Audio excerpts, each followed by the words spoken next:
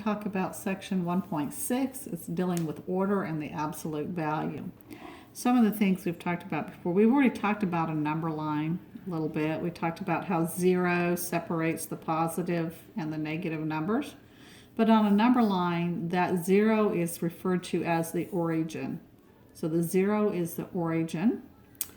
These arrows here on the end of the line, that means that it infinitely continues. It continues out. It keeps going and going to 5, 6, 7, 8. That's what these arrows indicate on a number line. Right, so the number line helps establish order, the relationships between any two numbers on the number line. So it has to do with the relationships of any two numbers on the number line. What they mean by that is that if I was to talk about 2, okay, and if I was to talk about -3 here, all right, that there's a relationship between 2 and -3.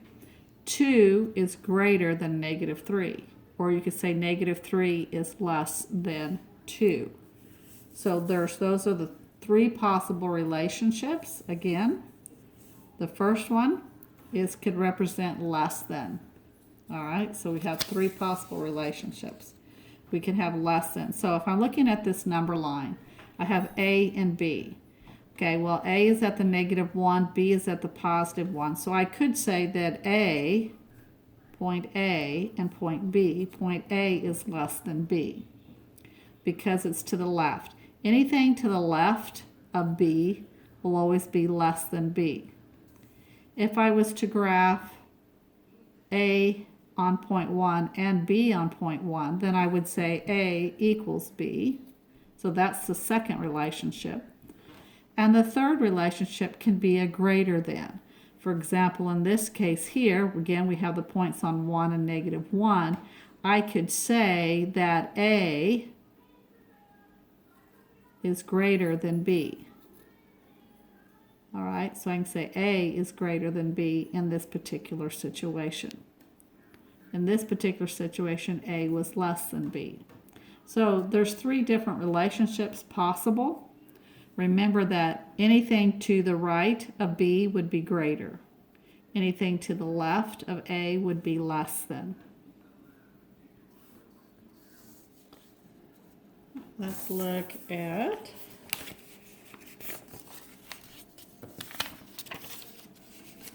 example 1.6a on page 23.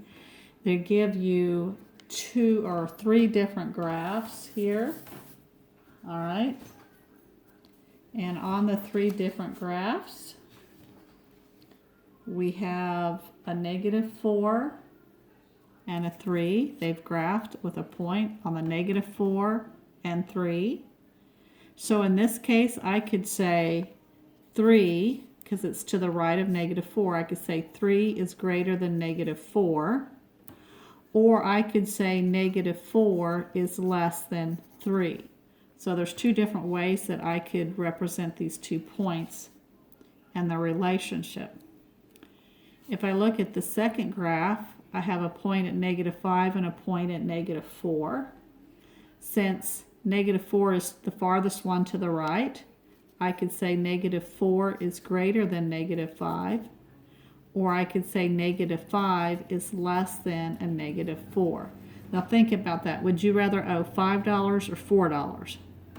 I'd rather owe 4 than 5. See, -4 is greater. Same thing up here. Would you rather have $3 or owe a -4?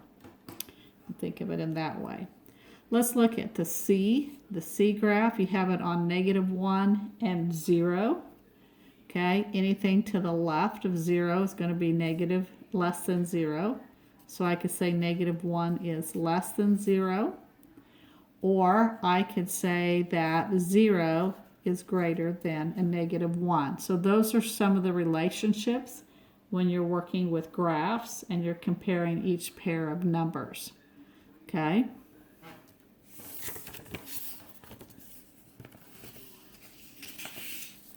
Now I want to talk about the absolute value. The absolute value of a number is the measure of that number's distance from 0. Okay, the absolute value is a number that is measured of the number's distance from 0. So if we go back, you remember I had talked to you on a number line in the previous section. I had talked about the distance here from 0 to 3 was 3 units. Here I said the distance from 0 to a -3 was 3 units. All right, this is a -3, this is a +3, but the distance from here to here is 3. 1, 2, 3. Distance from here, 1, 2, 3. So distance is the length or the distance, and will always be a positive number. The distance can never be a negative number. When you're measuring things around the house with a ruler, you never get a -1 inch, right? You always get a positive inch. All right, so we have 3 and -3. They have the same absolute value because they are both 3 units away from 0, which I just indicated with the number line, right? So they are both the same distance away from 0. The definition of an absolute value is the distance from 0. So what is the distance? If I have 3 here, what is the distance from this 3 from 0? It's 3 units. What is the distance from -3 to 0? It's 3 units. It's 3 units. All right. You have what you call an absolute value symbol. Absolute value symbol is these kind of slanted lines. So if I asked you what is the absolute value of a +3, the answer would be 3, because the distance always has to be positive. What is the absolute value of a -3? Well, it's going to be a +3. It doesn't matter what we have inside here, it's always going to be the positive, because this absolute value, right, is the distance. And like I said, distance can only be positive when you're measuring things in distance. So let's now look at page 23, example 1.6b. Again, if you look at the A section, all right, they're showing you that in the number line you have 3. The absolute value of 3 is 3. On the B, it says the absolute value of -2 is 2 units, right? And then 0 would be 0 units. So you might want to look at that, those examples. All right. Now, with regards to the order of operations, remember our order of operations we learned in our second section of the book. All right. Remember, please excuse my dear Aunt Sally. Okay. The absolute value symbol is treated like it is a parentheses or a grouping symbol.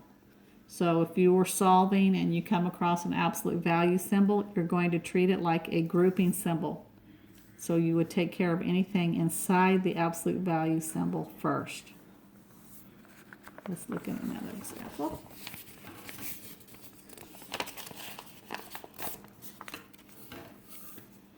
So if we were to look here at example 1.6c, all right, let's look at those examples. That's on page 24. They ask you, what is the absolute value of a -15? Well, this below what it's asking is, what is the distance from the zero? Well, in this case, it's going to be a +15 units. Here it says, what is the absolute value of 4 plus 3? Well, that means you have to simplify with inside the absolute value symbol first. And so you would get the absolute value of 7, because 4 plus 3 is 7. But what is the absolute value of 7? It's 7. Here you have, you're going to bring this negative out. So I'm going to bring it over. And then what is the absolute value of a -5? It's a +5. But since this negative is on the outside, we now end up with a -5 as our solution. Think about the stock market for a minute. If I was comparing the loss of 83 points and the gain of 20 points, if I look at this, this still would be greater, even though you're saying, well, this is negative. But you're talking about what's the largest change? The largest change that happened in the stock market was they lost. That was the biggest difference. They lost 83 and they only gained 20. So here's an additional problem. 12 minus the absolute value of 3 plus 2 times 4 absolute value. So remember, I'm going to do my please excuse my dear Aunt Sally, right? So that means I got to do anything inside the parentheses or grouping symbol first. Well, this is a grouping symbol, so I have to take care of what's inside first. And I'm going to check, say, is there any exponents? No. Is there any multiplication or division? Yes, right here, 2 times 4. So I'm going to end up with 12 minus the absolute value of 3 plus 8 absolute value, because 2 times 4 is 8. I've taken care of multiple division inside. Now I'm going to do the adding of subtracting. So now I have 3 plus 8.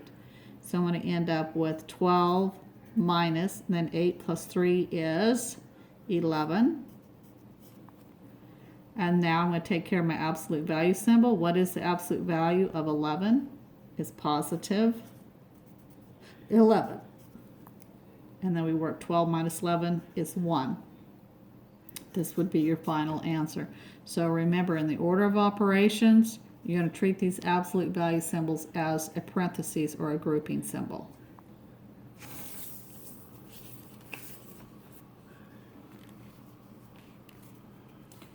And so that's pretty much all that they cover on 1.6. It's just understanding your absolute values and how to do your absolute values.